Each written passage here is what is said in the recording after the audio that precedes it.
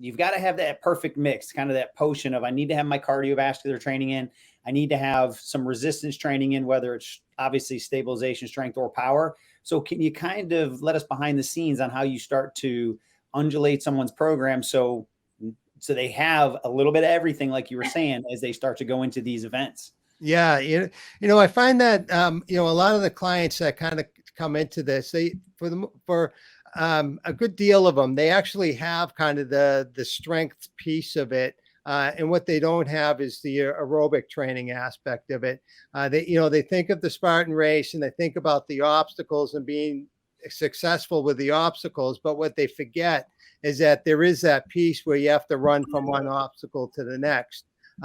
So the way I traditionally build out a program is, I build it out into 3 phases, and this is what we teach in our Spartan SGX course. We build it out into 3 phases. It's a linear periodized program. In that first phase, we call it function. And in that phase, we really just focus on kind of the fundamentals and the basics, and really work on people's mobility, get them working efficiently, get them moving well. And then also as part of that is really building up that aerobic base and, accumulating time or distance over a period of time, ultimately, leading up to 30 or 45 minutes, right? Building that nice base. And that's usually done at like a lower intensity. Typically, when I write out cardio respiratory training programs, I use 5 different zones. Zone 1 is just kind of a recovery. Zone 2 is more of our extensive endurance, where it's a lower intensity. I'm going to say somewhere at 60 to 70% of max heart rate, a kind of a comfortable casual pace. And in that first phase, that's where most of the training is taking place, just building up the time rather than focusing on the intensity, keeping it at a lower intensity. And then also, as far as the strength goes in that first phase, we just mostly body weight exercises. We incorporate some animal movements, just trying to get people to move well, because, when you're carrying yourself over the obstacles or under the obstacles, it's really about being able to kind of move your own body, and being able to do that efficiently is important. And then in the second phase, which we call fitness, then we start to load them a little bit more. We add some external resistance.